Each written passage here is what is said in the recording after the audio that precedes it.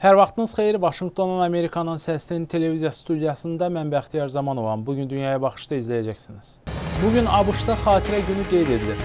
ABŞ prezidenti xarici səfərindən geri dönür. Cannes festivalının qaliblərinin adları açıqlanır.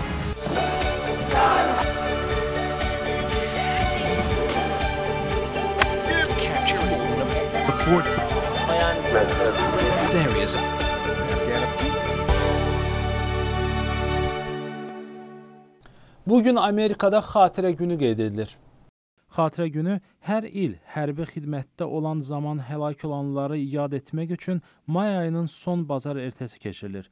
Konqres 1971-ci ildən etibarən bu günü federal tətil elan edib. Hər il olduğu kimi bu il də minlərlə motosikletçi Vaşinqton şəhərində yürüş edəcək. Rolling Thunder adı alan bu yürüş diqqəti müharibə məhbusları və müharibədə itkin düşənlərə çəkmək məqsədi daşıyır. Əvvəllər Müharibə Qəhrəmanları Günü adlanan bugün ilk dəfə 600 min insanın ölümünə səbəb olmuş ABŞ vətəndaş müharibəsindən 3 il sonra 1868-ci ildə Arlington Milli Qəbristanlığında qeyd edilib. Xatirə günü 50 ildən artıq bir müddət ərzində yalnız vətəndaş müharibəsində həlak olanların xatirəsini yad etmək üçün qeyd edilirdi. Lakin ABŞ 1-ci Dünya müharibəsinə qoşulduqdan sonra xatirə günü hərbi xidmətdə olan zaman həlak olan bütün hərbi qulluqçulara şamil olundu. Bu il xatirə günü ABŞ-ın 35-ci prezidenti John Kennedy'nin anadan olmasının 100 illiyinə təsadüf edir. ABŞ prezidenti xarici səfərindən döndükdən sonra ilk gününə mətbuatı tənqid etməklə başlayıb. Donald Trump mətbuatı Ağ Evdə qalmaqal, onun yardımçılarının istintaqı və Rusiya ilə əlaqələrinə dair yalan xəbərlər yaymaqda günahlandırıb. Prezident Twitter hesabında səfərini Amerikanın böyük nailiyyəti adlandırıb. O yazıb ki, çətin olsa da böyük nəticələr əldə edilib. Mətbuata gəlincə isə Trump Ağ Evdən məlumatların sızması uydurmadır. Bu xəbərlər fake news media tərəfindən yayılır. ABŞ dövlət başçısı vətəninə döndükdən sonra Ağ Ev onun seçki kampaniyası ilə Rusiya arasında əlaqələrin olduğuna dair iddiamlara cavab olaraq aktiv səylər görməyi planlaşdırır.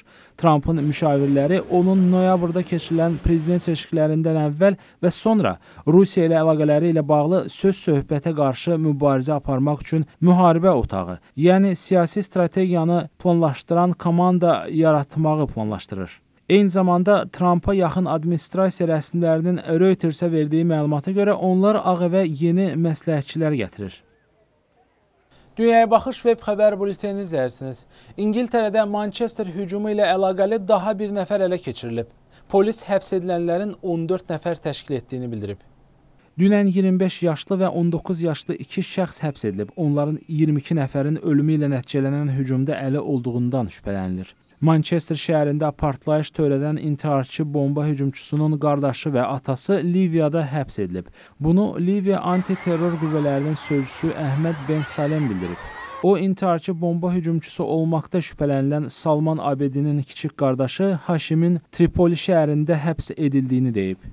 Bin Salemin Reuters agentliyinə bildirdiyinə görə Salman Abedinin 2 qardaşı onunla bu yaxınlarda əlaqə saxlayıb və Haşimin hücumla bağlı planlardan xəbəri olub.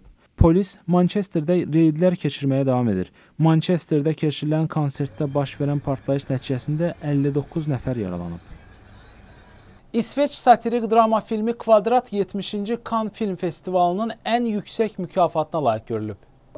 Yazıcı və kinorejissor Ruben Östlund'un filmi bazar günü Fransanın Cannes şəhərində Qızıl Palma mükafatına layiq görülüb.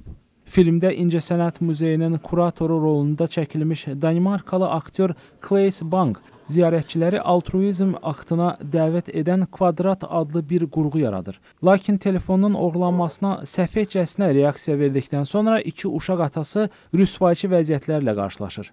Sofia Coppola özünün The Big Wild filmi ilə mükafata layiq görülmüş ikinci qadın oldu.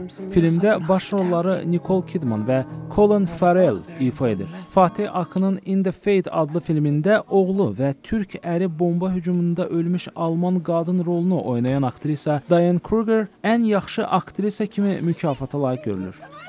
Joaquin Phoenix isə You Were Never Real Here filmində yaratdığı Lynn Ramsay obrazına görə ən yaxşı aktyor kimi mükafat aldı. Bu filmdə o, yeniyetmə bir qızı insan alverçilərindən xilas etməyə çalışan müharibə veteranını oynayır.